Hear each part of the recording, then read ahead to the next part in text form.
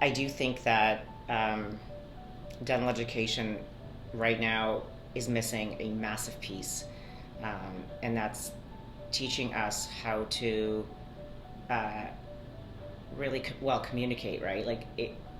We have so many great programs out there that teach cosmetic dentistry and occlusion and this and that, and I've been through some of the programs and learned a ton. Problem is, nothing out there really teaches you how to take that knowledge and then communicate it to the patient so there's value in that, right? So, and we all come across it in different ways and our different personalities, and so on. Some people have a knack, like a gift for communicating, but very few of us do, right? And I mean, it's something that is a skill that is not taught, and I think it's important that with any of technology or whatever it is that you learn, I think we are missing the communication component, the teaching communication, and I think that would be a benefit to any program, any course, where it's not just about having a video that says, here's how you, like, for example, if I use the T-scan, here's how you take it out of the box, and here's how you plug it in, and here's how you set it up, and here's how you stick it in the mouth, and here's how you Right. look at the numbers and how you adjust. Those are the basic stuff that we kind of, I mean, you can learn it even on your own, right? If you want, you know how to set something up, or somebody could do it for you, or you can, obviously you need the training on how to use it and interpret it. At the end of the day, nobody says to you, listen, this thing can do amazing things if you communicate it the right way to the patient, and it can help you build your practice if you communicate it to the patient. And you have like certain types of people, like 3-4 different types of people. Really, people are pretty much the same, like they fall into 3 or 4 groups. So here's how you communicate this to this patient, here's how you communicate to this patient, and again, these are the types of cases that you probably will use it on and how they will benefit the patient. So communicate, but how? Because dentists are just so stuck on talking about the clinical, right? Like all the time, people come in and go, okay, well, what are you going to do today? What are we doing? Well, we're doing crowns, right? Well, what are you going to do to me? Like, and then all of a sudden the dentist is going to go, oh, well, I'm going to take this high-speed drill and I'm going to grind your tooth down and to like a tiny peg, and it's going to be this much millimeters, and they start to describe this procedure. But that's not what the patient's asking. What they're really asking is, why are you doing this to me, right? What is the why? So it's when people ask me, well, how do you do a crown?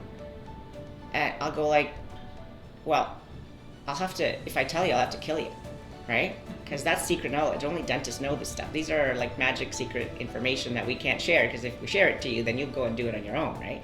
I mean, that's a stupid question. So you make fun of it first, then you go, what do you want to know? Like, what are you really asking me? And ultimately, if you don't get the fact they're asking you why, that's what they're asking, right? Why are you doing this to me?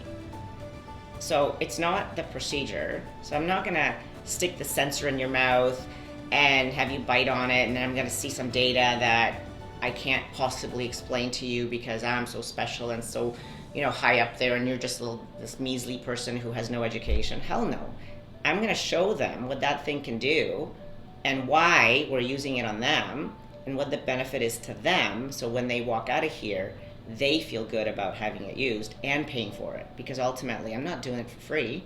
I want to get paid for the thing, and I want to get paid for my time. And at the end of the day, we're not giving this away for free. So you have to build value by communicating the benefits, and the benefits have to be in terms of that particular person. It's not listing them, right?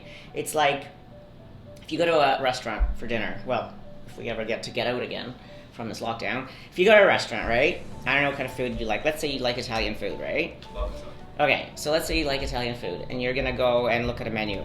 Guarantee you could go from, most of us, when we go to one Italian place to another, we're pretty much looking for the same item. Yeah, within a range, yeah. Right? Sure. You're not gonna be like, some people will, some people like variety. Most people have kind of like their favorite go-to, or a couple of them, right?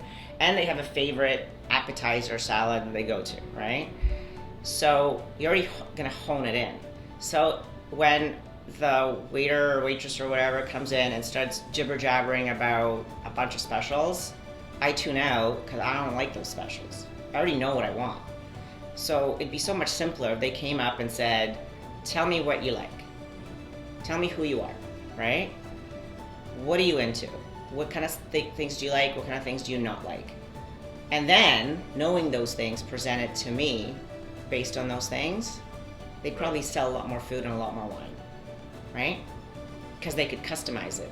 That's what we need to learn to do as dentists, is to customize the presentation so the patient is getting what they want to hear, none of the other jibber jabber that they tune us out.